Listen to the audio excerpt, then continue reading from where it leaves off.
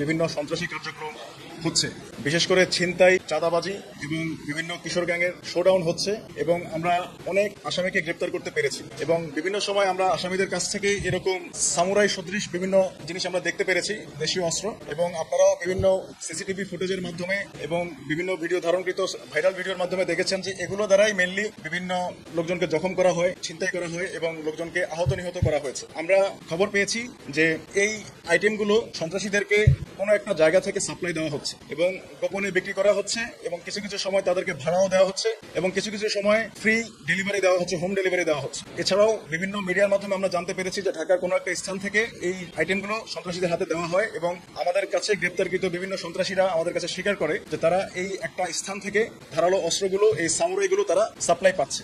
অতঃপর আমরা আমাদের গোয়েন্দা কার্যক্রম শুরু করি। গত কয়েকদিন ধরে আমাদের বিভিন্ন গোয়েন্দার মাঠকর্মীরা নিজেরা বিভিন্ন জায়গায় গিয়ে রেকি করে এবং কনফার্ম হয় যে এই স্থানগুলোতে এই ধারালো অস্ত্রগুলো পাওয়া যাবে। অতঃপর আমরা আজকে নিউ মার্কেটে গিয়ে 3 থেকে 4টি দোকানের মধ্যে তল্লাশি চালিয়ে আমরা এই ধারালো অস্ত্রগুলো উদ্ধার করতে সক্ষম হই। এখানে উল্লেখ্য যে এই যে আইটেমগুলো আছে এগুলো কিন্তু কাইন্ড অফ গোপনে বিক্রি করা হচ্ছে, সাপ্লাই দেওয়া হচ্ছে। তারা ডিসপ্লেতে রাখেনি জিনিসগুলো, উপরে বিভিন্ন কিচেন আইটেম রেখে ভিতর থেকে গোডাউন থেকে এগুলো তারপরে সাপ্লাই দেওয়া হয়। আজ আমরা এই কাজে জড়িত হিসাবে 9 জনকে গ্রেপ্তার করতে পারি। মোট 3টি দোকান থেকে মূলত এই আইটেমগুলো পাওয়া যায়। এখন এই ক্ষেত্রে আমি আমাদের ব্যবসায়ী সমাজের প্রতি একটা অনুরোধ করব, সেটি হচ্ছে আপনারা কেউ এই ধরনের সামুরাই চাপাতি বা ধারালো অস্ত্র বিক্রি করবেন না। অনেকে এগুলো হয়তো সুভিনির হিসাবে সংগ্রহ করেন, কিন্তু দেশের বর্তমান বাস্তবতা হলো এগুলো বিভিন্ন সন্ত্রাসী গোষ্ঠী ব্যবহার করছে এবং এতে সাধারণ মানুষের জানমালের ক্ষতি হচ্ছে। এই প্রবণতা যে কোনোভাবে বন্ধ করতে হবে।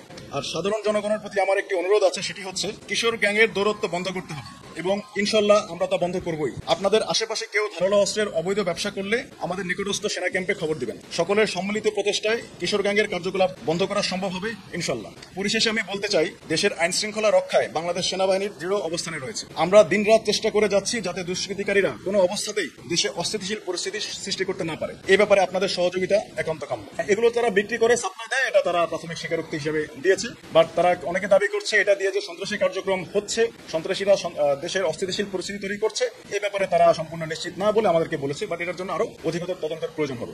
আসলে এটা ইম্পোর্ট করে এসেছে নাকি কোনো এক দেশের কোনো লুকায়িত কোনো কারখানায়, ফ্যাক্টরিতে তৈরি হচ্ছে, এটা এখন আমরা নিশ্চিত হতে পারিনি। এজন্য এটার জন্য আরো তদন্তের প্রয়োজন হবে। যে আমার কাছে একটা পরিসংখ্যান আছে, আমি বলতে পারি যে আমাদের এই মোহাম্মদপুর সেনাবাহিনী কর্তৃক এই পর্যন্ত আমরা প্রায় 306টি অবৈধ আগ্নেয়াস্ত্র উদ্ধার করতে পেরেছি এবং আমরা নিকটস্থ থানায় এটা জমা দিয়েছি এবং প্রায় 8,215 রাউন্ড অ্যামুনিশন আমরা উদ্ধার করে জমা করতে পেরেছি। এবং আজকের এই অভিযান ছাড়া আমরা 548টি বিভিন্ন ধারালো অস্ত্র উদ্ধার করে আমরা বিভিন্ন থানা জমা দিয়েছি। আর এছাড়াও আমাদের কাছে এই পর্যন্ত 818 জন এই মোহাম্মদপুর শেরেবাংলা এবং আদাবর এলাকায় আমরা বিভিন্ন সন্ত্রাসী, বিভিন্ন দুষ্কৃতিকারী এবং বিভিন্ন মাদক ব্যবসায়ীদের গ্রেপ্তার করেছি। এখন পর্যন্ত আমাদের দ্বারা 818 জন গ্রেপ্তার হয়েছে। এটা হচ্ছে আমাদের স্ট্যাটিস্টিক্স। আর এই আইটেমগুলো যেটা আমি বলতে চাচ্ছিলাম যে আমরা প্রচুর আসামি গ্রেপ্তার করেছি এবং তাদের কাছ থেকে প্রাপ্ত দেশীয় অস্ত্র বা আগ্নেয়াস্ত্র জমা দিচ্ছি। আগ্নেয়াস্ত্র অনেক কমেছে, বাট এগুলো যতবারই আমরা গ্রেপ্তার করি ততবারই কিছু না কিছু আমরা পাই। তখন আমাদের কাছে মনে হচ্ছে যে maybe there is some supplier, তারা হয়তো সাপ্লাই পাচ্ছে, কারণ এগুলো কখনো শেষ হচ্ছে না। সন্ত্রাসী